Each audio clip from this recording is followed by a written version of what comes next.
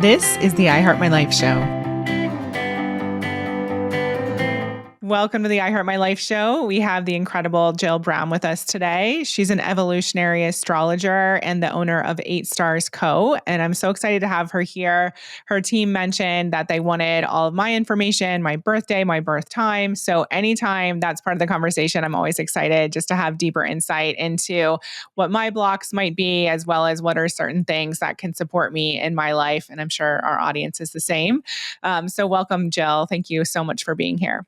Thank you for having me, Emily. So can you tell us a little bit more about the difference between evolutionary astrology compared to traditional astrology that we might all be used to?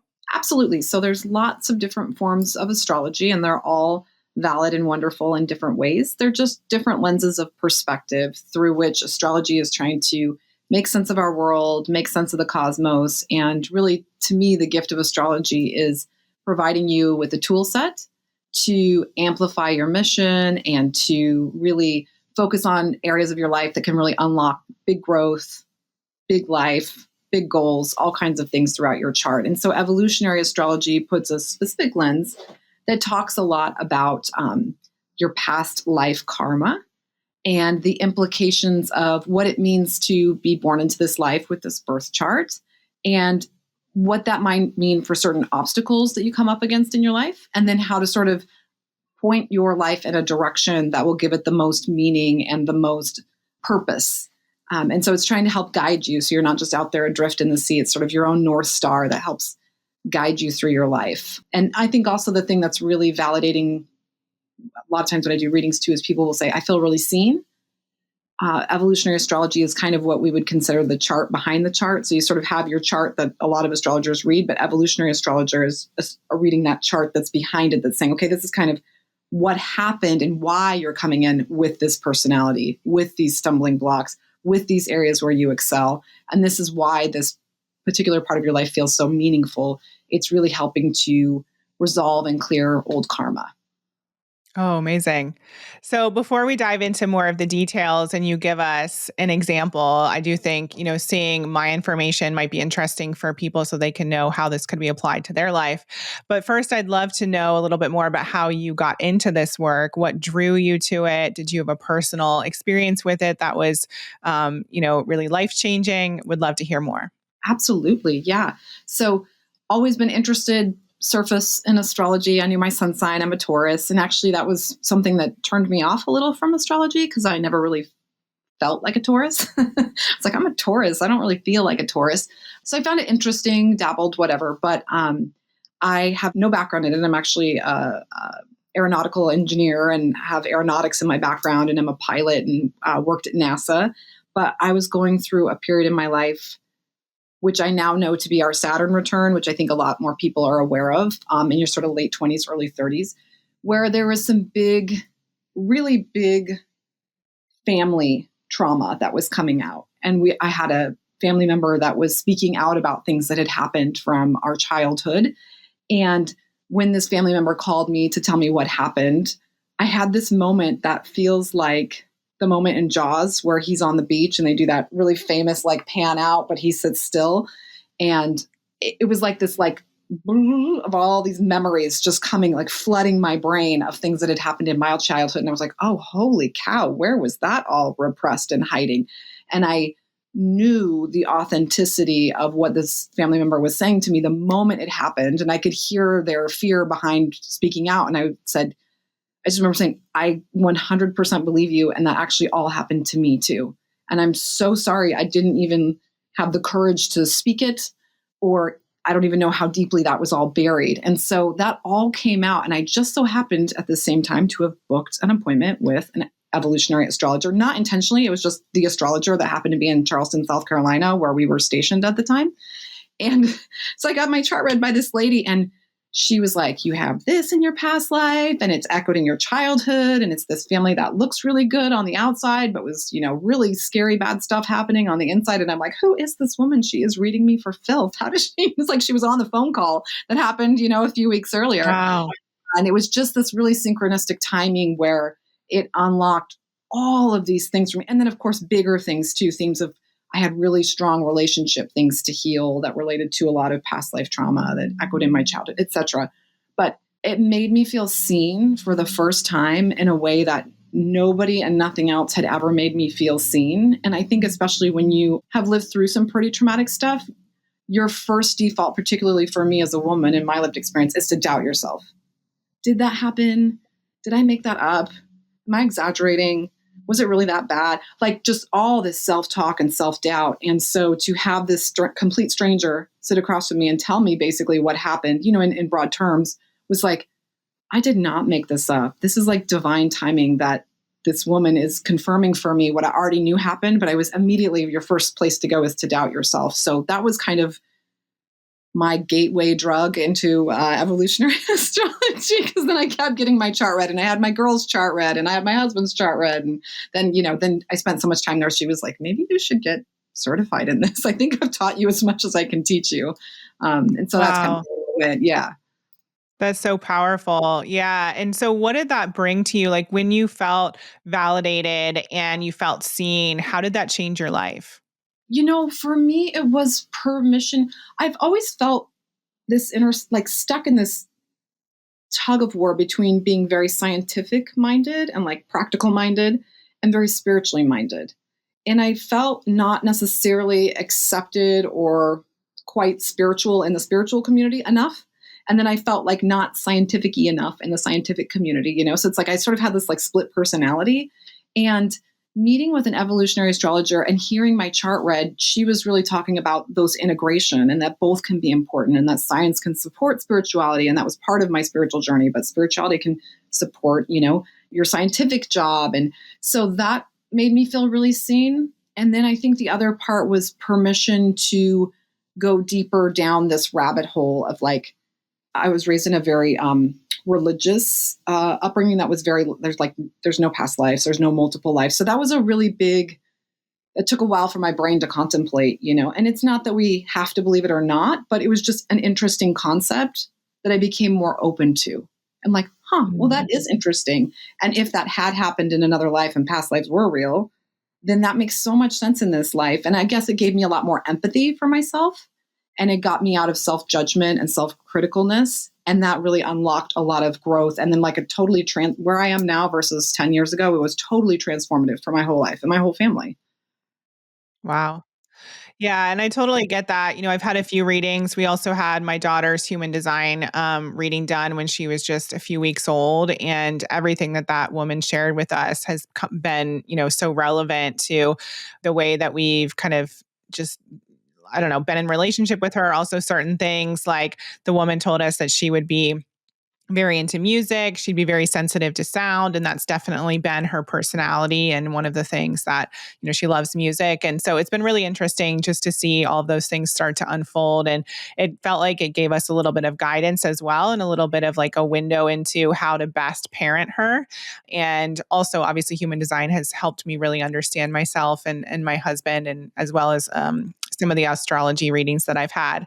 But I'd love to know a little bit more about, when it comes to your type of work, where do you even start with somebody? What is that, I guess, starting point when it comes to a reading or comes to a session with someone? Yeah. So I think one of the joys of what I do is that I do have a really methodical, disciplined approach.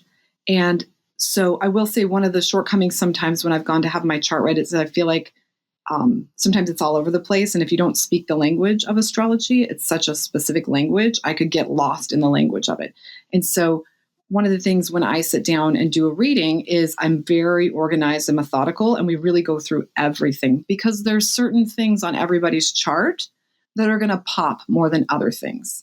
And so if we just pop and by the way, I do this, but if we just use like an app for astrology, it's a nice overview and you get some insights.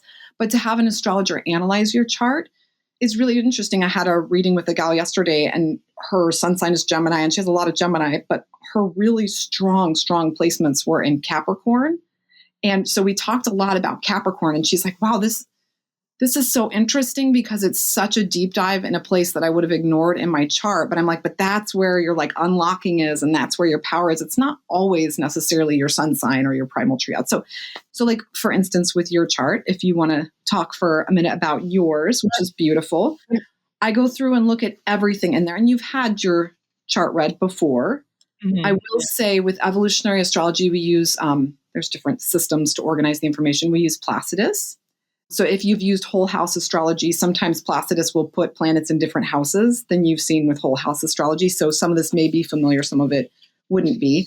But typically we would go through like everything in your chart. But I can tell you just from reading your chart, there is a really strong theme, and you've probably heard this from other astrologers, a really strong theme actually of the work that you're doing right now, that your spiritual unlocking may or may not look like spiritual, like meditating on a, Zen mountain or whatever. It's a very authentic, unique spirituality. And it's really about giving that back to community. You have really strong communications and comms and using your voice and speaking in your chart. And when we look at your South Node, a lot of that is because your nodal story from your South Node, which we would say is your past life karma, is really strong about being in a position of leadership, but being in a position of leadership that was very challenging and caused probably trauma. And so we think of leadership, it's not that hard to think of history and think of how many people have been put in positions on a battlefield or in a tactical position or whatever. And you are the person everybody is looking to make that choice. And the choice you make, inevitably, be it a good one, a bad one, a well-intended one, there's some sort of consequences for that choice. And that impacts a lot of lives. And so I think in the modern context of today, we think of leadership with hopefully a lot of respect and then too, but back then it would be leading people, into dangerous situations where people could be killed. Very, very intense, because yours is in Scorpio. So with anything with Scorpio, it's like that intensity. And then yours is also conjunct Pluto. So there's like even more intensity. So your past life nodal signature speaks of such an intensity to a decision or a series of decisions you had to make as a leader that it leaves a mark. And so then coming into this life, well, first off, you've got that, beautiful Libra sun. Libra wants balance. Libra wants peace. Libra wants beauty. Those are not things that are correlated with being on a literal battlefield, being in charge of people's lives. That's the antithesis of peace in that Libra, right? And your North Node is Taurus in the 7th. And Taurus too is about stability, beauty, being in our body. Because I imagine in a form of leadership that intense, there would be a little bit of almost like you have to be a little disassociative, right? Like the really great leaders and generals have to not think about those individual lives, but think of a collective objective where you have to kind of smooth over large groups of people and go like, this is for the greater cause. But there's still implications to that. There's a beautiful example that Stephen Forrest, who's the co-founder of Evolutionary Astrology, gives in one of his books about Winston Churchill. And he knew the Luftwaffe was going to come and bomb Exeter, and a lot of people were going to get killed from that bombing. But he also knew that if he put defenses up around there, the Germans would know that we had cracked their code, right? And that would give away all the positioning for D-Day and the invasion of Normandy, because our whole strategy to turn that war around was based on all of that. And so he had to make the conscious choice of like, I know this is going to happen. I know these people in this community are going to be impacted very terribly and people will lose their lives. But for the greater cause, I have to let that happen. That's the type of signature that we see in your nodal past. And so you come in with this you've got the chops, you've got the leadership, you've got the discipline, but now you're wanting to use it in a way to use your voice that is about lifting people up. That's about community. That's about breaking barriers. That's about bringing abundance and spirituality to people's lives, right? So it's getting to use your voice in a different kind of way in this lifetime. That's what evolutionary astrology would say about your chart. So fascinating. Yeah. And I definitely resonate with that. We had an interview with a nanny a few months ago, and I had to call one of her former references, and she said she spoke to that person later, and that person was like, whoa, she's intense. about me. And even my husband last night was like, well, you need to do this, this, and this, because you're a really intense person. And I was like, okay, I get it. I'm intense. But like you said, there's this desire to bring in a bit more of the softer side and some of the more feminine stuff. But I think like when you are running a business and you're running a movement, like you still need the leadership, but then you also, yeah, it's like that combination of two different sides. And to your point with your story, how do those two things coexist? And can you have both simultaneously? And so even hearing you say that, it does give me peace of mind to know like I'm not a crazy person because I do have this intensity. It's just part of me, but I can still bring in the other part as well. And it's actually one of your gifts. And your planetary placements throughout your chart speak to that gift and speak to that balance of relationship too. Because the other thing about being in a position of leadership, particularly again with this very intense past life signature, would be loneliness. You think about the greatest leaders. I mean, you don't fraternize with the people below you. You can't give away any of the secrets. You can't. So there's a lot of loneliness to really high positions of leadership. And so part of your chart too is asking you, one, it's telling you that balance for you is not going to look the same as balance for everyone else. And I think that's really important. We tend to look at everybody and go like, oh, we need to have all the same kind of balance. Like, no, Emily's balance actually probably will a lot of times be in favor of your leadership position and your calling. And because that's really critical to your evolution as a person. But there's also a part of you that needs a loving, trusting partner and a loving, trusting family. And that too is important because it heals the soul a little bit from that loneliness of being this isolated leader, right? Like we put our leaders on pedestals and that can cause like a mask that we have to put on in other lives too, to be a certain type of person and act a certain type of way. And so now it's like Emily has permission to be the person that she is and be really authentic and share that. And partnership is important, but that balance is not always going to be 50-50. And for you and your specific chart, it really doesn't need or have to be. You are here performing a really great work that is important for communities and important for your evolution. So if you were always this, perfect 50-50, that balance wouldn't actually be right for you for most of your life. You have a very important calling. Thank you. Yeah. And I can see why you're saying that having these conversations with your clients and even your experience, it gives you some relief to know that you can really just be your authentic self and the things that are calling you, it's not wrong. It's actually part of your makeup. And like you said, your gifts and what you're here to do. And I'm curious to know, like, when you look at people's charts, I know you said you saw your Saturn return. I now know, what I went through in my 20s, my quarter life crisis was probably exactly what you're describing. When you look at people's charts, can you pinpoint the time where they're going to be struggling or they're not going to be as financially abundant or when they're going to meet their partner or enter into an important romantic relationship? Like, how specific does it get in terms of timelines? Well, that's an interesting question. So we're always at the interplay of our sovereignty and personal choice versus our cosmic forecast. So there's always free agency and free will. I do believe because of transit astrology, when certain things are happening and counteracting or interacting with our birth chart, there's heightened opportunities for those synchronicities to happen. One that everybody's super familiar with now, which makes me happy as an astrologer, is your Saturn return. For everybody, because of how long Saturn takes to orbit back to its place of your birth, is between 28 and 31 years, 27 and 30 years. So everyone will experience a Saturn return in that kind of late 20s, early 30s, which corresponds really beautifully to what we call our quarter life crisis now, right? Yeah. But another one that's really fascinating is everybody has a Chiron return. And I'm a big studier of Chiron because one of the really important placements in my personal chart that was speaking to the abuse that happened in my childhood was my Chiron placement. And that was really the way that my evolutionary astrologer was like, wow, you have a very strong Chiron placement. This is generational trauma that's being unlocked. This is a lot of stuff. And so everybody has a Chiron, and everybody's Chiron will come and do a complete orbit back to its place of birth right around age 50. So when you're having a Chiron return, what I think is so fascinating is that corresponds with what we kind of would modernly call your midlife crisis, right?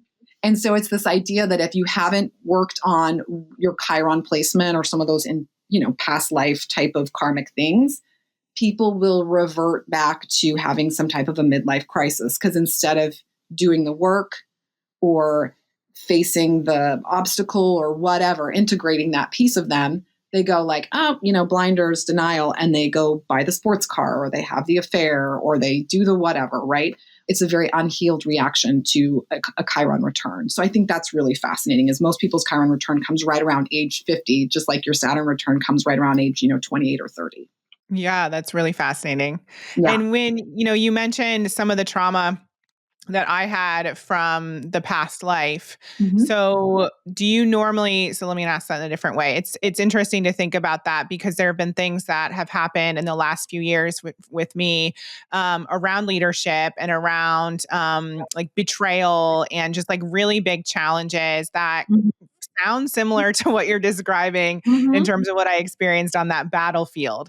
And so do people often bring the trauma from the past life into the current life, or as like a way of now starting to heal it? Or, what does that normally look like? Yeah, so great question. And I'm not surprised to hear that, because part of your South Node conjunction is there's a conjunction with your ascendant.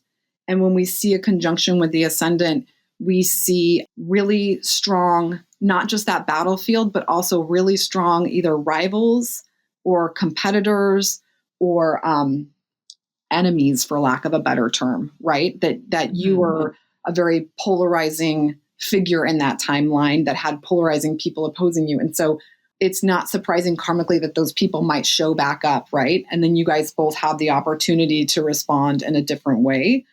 It's not putting you in a place of being wrong. It's just saying, like, these people have shown up. Oh, great, here we go again.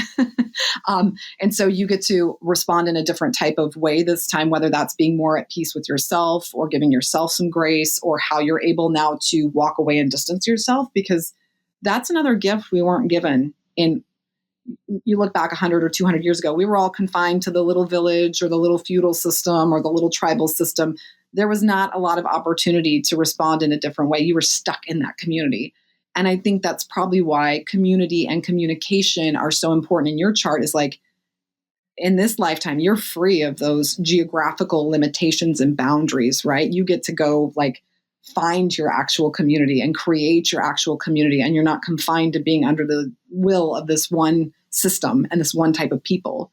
So I'm not surprised by that. And your Chiron might have been activated, or depending on where the transits are for you too, it might have been your Pluto getting activated. And Pluto moved into Aquarius last year, and that triggers a lot of really big things as a country, as a globe, but also if you have strong Pluto placements, and you have a very strong Pluto placement because your Pluto's in Scorpio and Pluto rules Scorpio.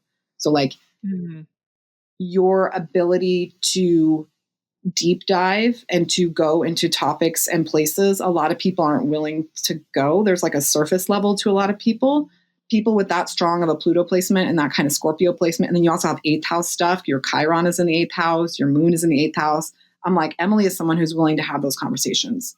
She has the courage and the intestinal fortitude to talk about things that are not easy, that are scary, that other people might shy away from. But they're the most important, like juiciest, best topics: money, death, rebirth, all these, motherhood. Like, these are really deep topics if we're willing to go there. And you're willing to do that. Yeah. And I think, the shadow side of that is I find it really hard to have small talk type conversations. Like, even I was getting my hair done today, and my hairdresser was talking about J-Lo and something with J-Lo. And I was like, oh my gosh, like, I can't do it. But I did it, right? Like, cause I'm not going to be rude. But and I think Yeah. that's also just like being a bit of an introvert, and I choose my words carefully and Yeah. choose what my energy output looks like carefully. But yeah, it Yeah. is super interesting. Thank you for sharing that. Yeah. Well, and I think too with Pluto, yeah, small talk is like, especially with like a partner, you could not have a small talky kind of like best friend or, romantic partner Yeah. or spouse or whatever. It'd be like, oh my gosh, this is death. But also, my really strong Pluto people tend to be dancing with boundaries a lot too. So Mm. how do I let the right people in? A lot of times my really strong Scorpio or Pluto people will either let too many people in, and then you're like, oh, these are actually not good people. And then a lot of walls go up, or then it's really hard to get back over those walls for the right people. So I always find either eighth or Scorpio or Pluto placements to be also dancing with like what is the right amount of boundaries for the right people to get in and to get access to me, right? And to get access Mhm. to my intelligence and my depth and everything else. To be Yeah. trusted. I hope you're enjoying the episode so far. Before we get back to the interview, I wanted to share a little something I think you'll find valuable. If you're looking for more clarity on what you want in life or feel like something is holding you back, I've created a free Dream Life Guide just for you. It's a step-by-step resource to help you get clear on your goals and break through any mindset blocks that might be in the way. You can grab it at iheartmylife.com/guide. So head over to iheartmylife.com/guide to download it for free. All right, now back to the conversation. So I can see that your work would be very powerful for entrepreneurs and people, who do have big missions in the world. And I'm also curious to know, if you do work with people who, say, are moms, or, I'm not saying that that's less than what we're talking about here, but somebody who doesn't have a bigger mission or isn't maybe exposed to such a wide range of people or a group or using their voice for something. What are the main things that you'll look for in their charts, or what type of guidance do you normally give them? And, sidebar to that, I am a mom of a 2-year-old. And so I do find it interesting, like, to think about that side of my life versus the business side of my life and all the achieving and all of that jazz. So I'm curious to know what this type of work brings to the table for that person. Absolutely. So I think the really important thing is that I have I'd say like 80-20 principle, probably 80% women, 20% men. So it's not discriminatory. The gentlemen come too. And it's not, if your chart had your chart is telling me what to say to you, right? Mm-hmm. It's not that I seek out people with a specific chart. It's that people come to me because they're either just curious or maybe they're going through something and they just want a deeper understanding. And so, like, for mine, even though I have a great career and now I own this business and I've done a lot of really exciting career things, my chart is really about healing family and about being a mother.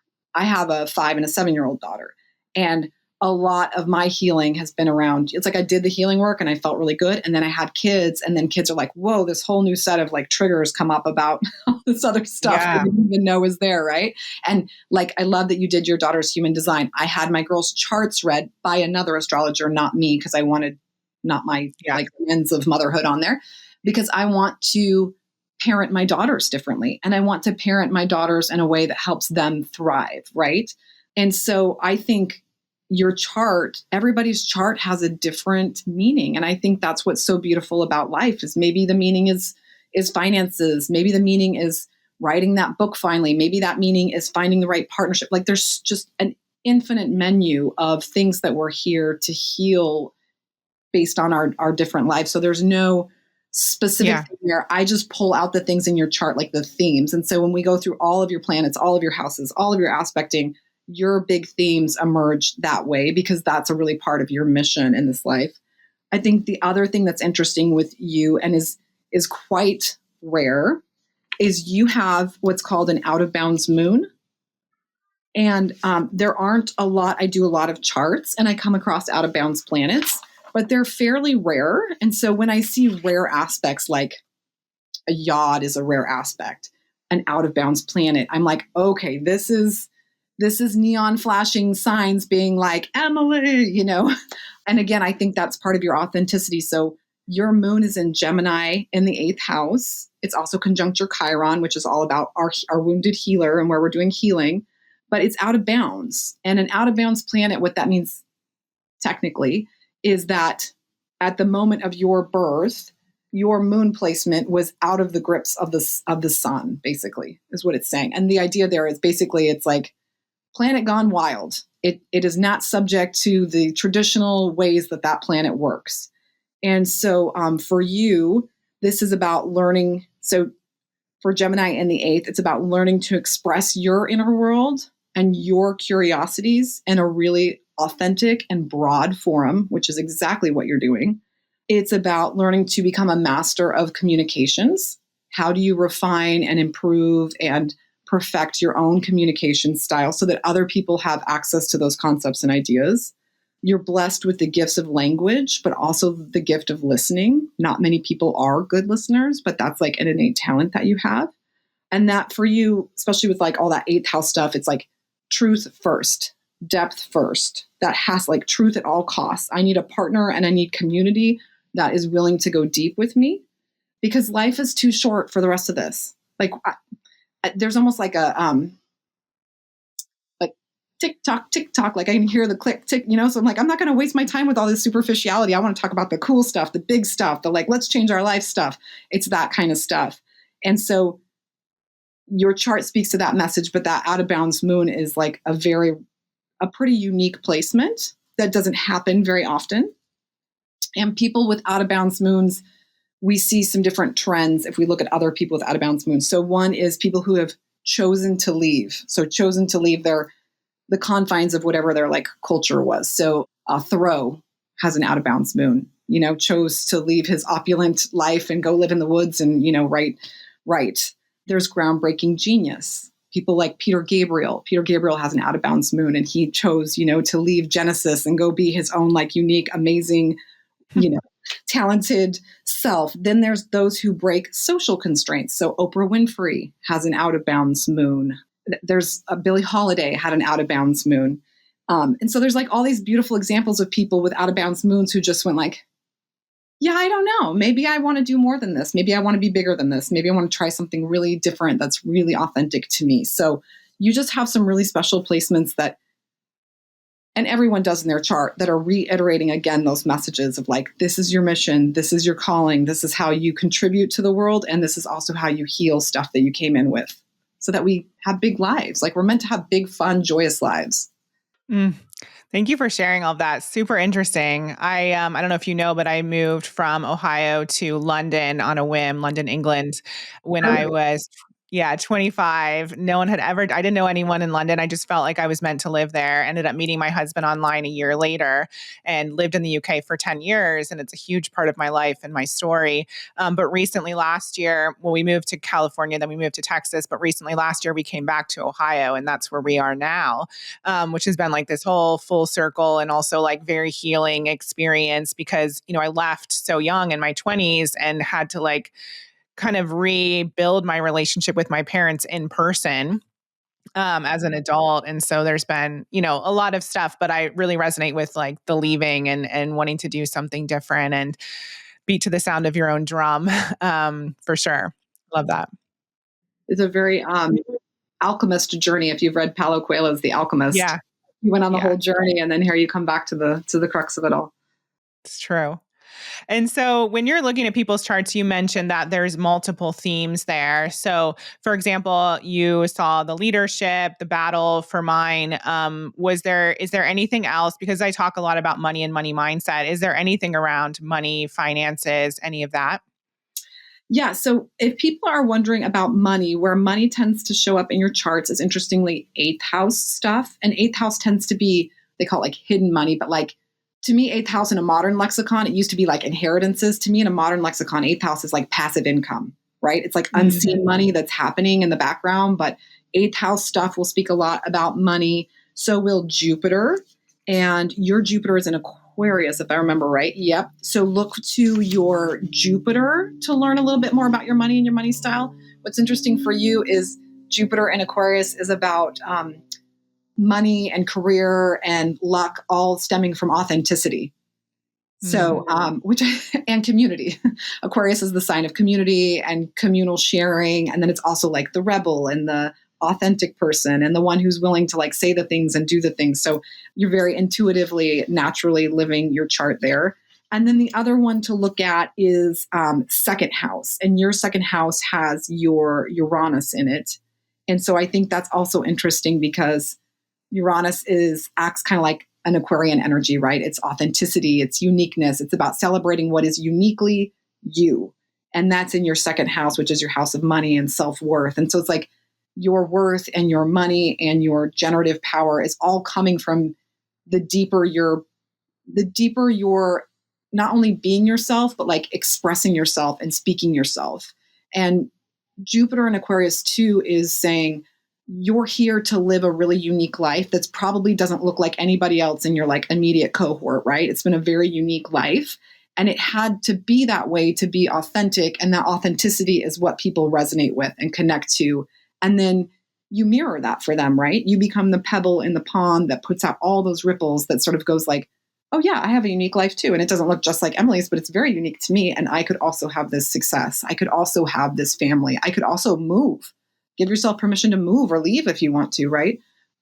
So your money placements are all lining up very well to what you do. And so for your listeners, I would say, yeah, look at your Jupiter placement, look at what's going on in your second house, and then look at your eighth house stuff. Those are typically money houses. Hmm. And I'm sure everyone's wondering how, well, we'll continue this conversation, but I just want to add this in right now.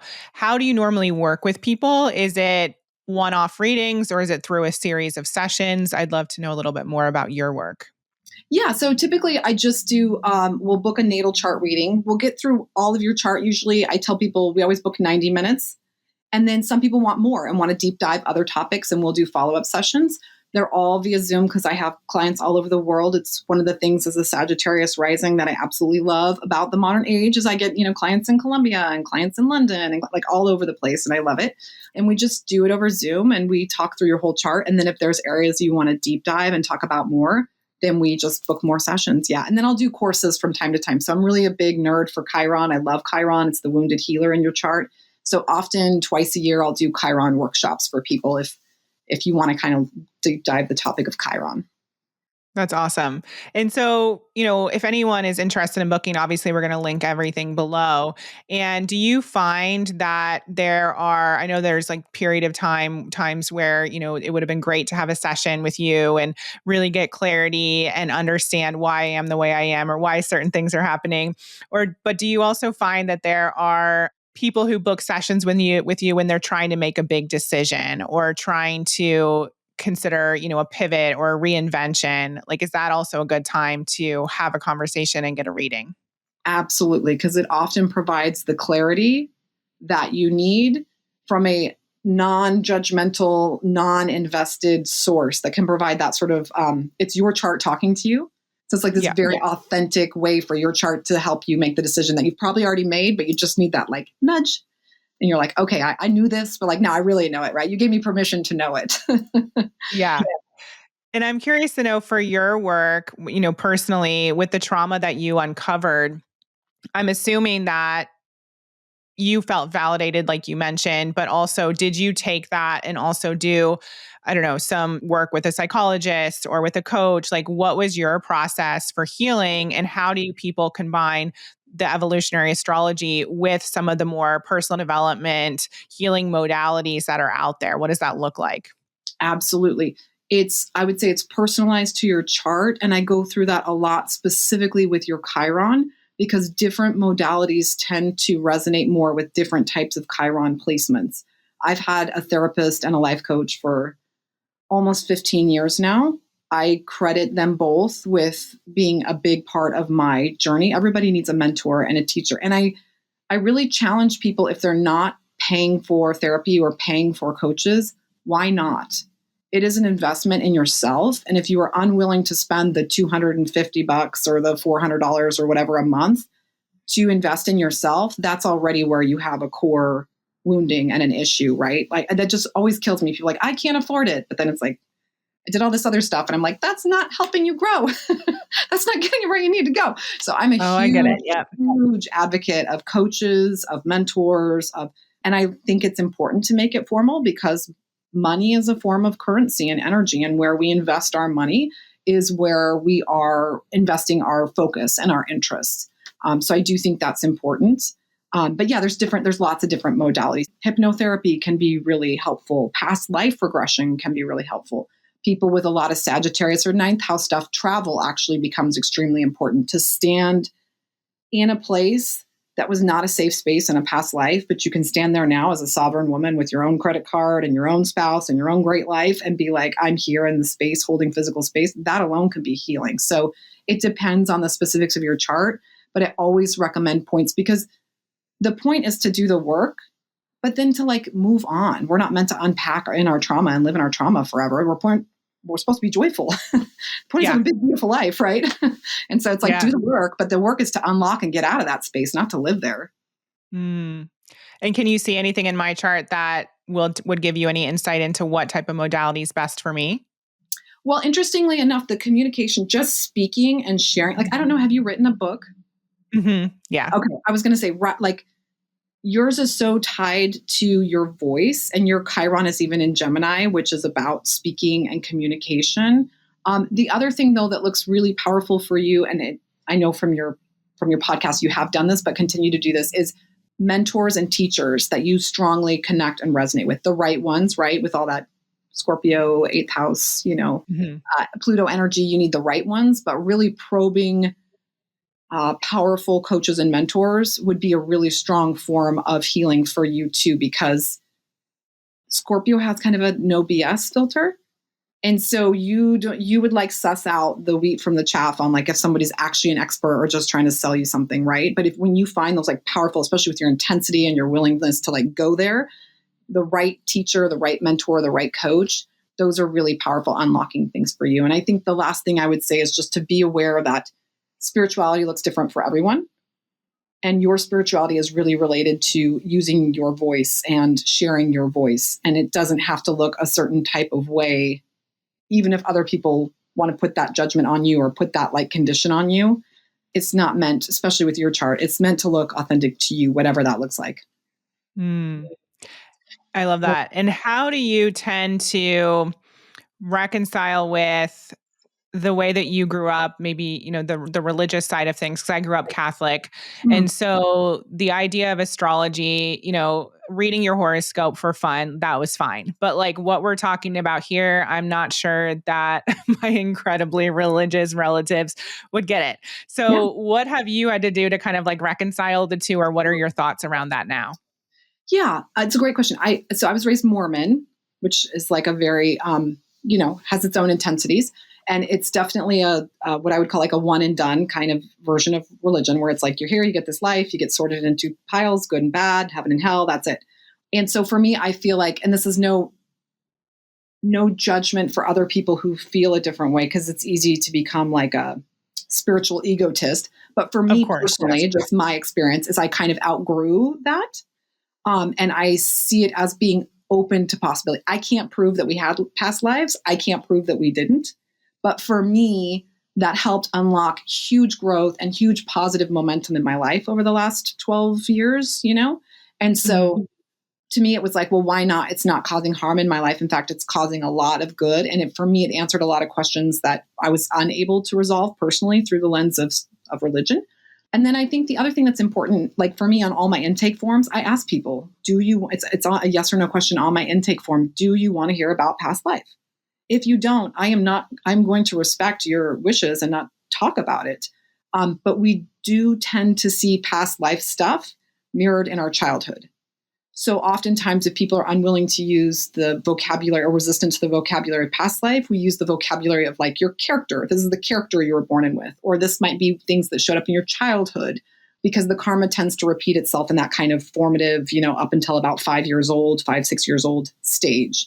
And to this day, I have never had one person, even very religious people, say they did not at least want to hear about the past life piece. Yeah. Yeah. Interesting. Yeah. And what is your feeling? I've had I worked with an astrocartologist before when we were thinking about where we wanted to move. What are I your love thoughts on that? photography. Yeah. Total nerd for it.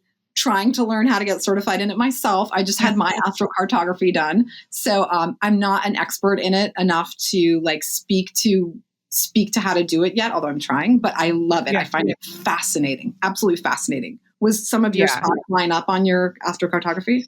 Yeah, Colorado's a big one, and we never lived there, but we love going there. Yeah. Vail is like my favorite, and then there were a few locations in California, which has always been powerful for me as well. I think my husband had Hawaii, which he definitely wants. He's never been, but would love to visit.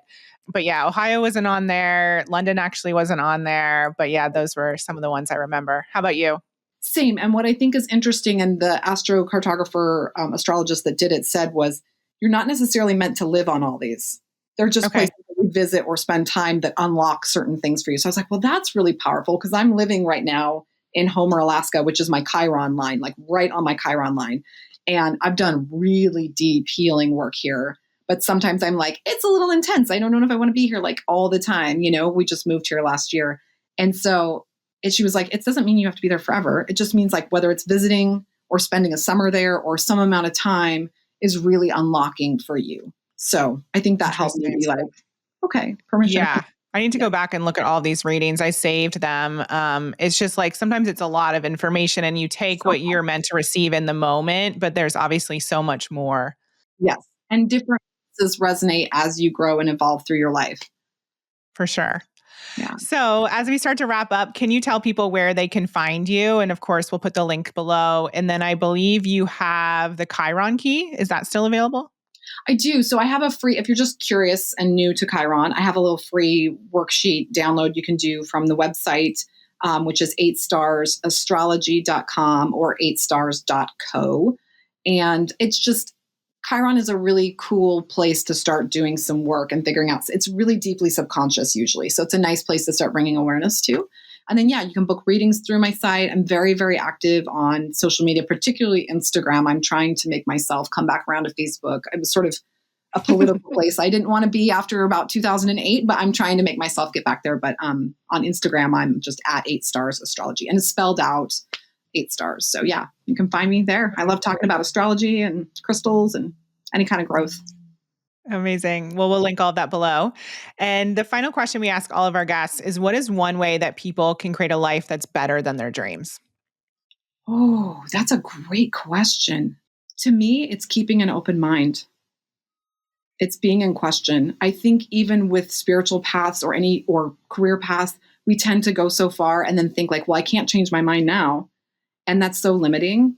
So I always say, like, stay open to possibility, keep an open mind, be willing to destroy and uncreate and start all brand new, fresh. You do not have to be, I do not have to be the Jill of the NASA scientist. Everybody thought I was crazy when I was leaving NASA. Like, why are you leaving NASA? It's like, I did that and I loved it. And then I can also be this new person too. So I think to be able to just keep an open mind and allow yourself to keep recreating yourself as much as feels authentic and you feel called to. I love that. Yeah. Part of my journey was I was all set to go to grad school at Northwestern and literally turned the car around when I was driving there and carved a whole new path. Moved to London. So I get it. I love it. Amazing. Well, thank you so much. This has been one of my favorite conversations. I'm so grateful and grateful that you chose to do this work and pivot and integrate both sides of yourself. Yeah. And I'm definitely going to book a session with you and learn more about how I can continue to learn from you. So I hope everyone else does as well. Thank you, Emily. It's been awesome for me. And I adore your podcast. So thank you for the work you're doing for me and for the community. Oh, you're welcome. Thanks. Thank you for listening to the I Heart My Life show. If you enjoyed this episode, please share it with 3 friends or post about it on social media using the hashtag I Heart My Life show. And don't forget to rate and review the show on Apple Podcasts. It really does help us spread the movement far and wide. Remember, everything you desire is possible. Keep believing in your dreams and taking action.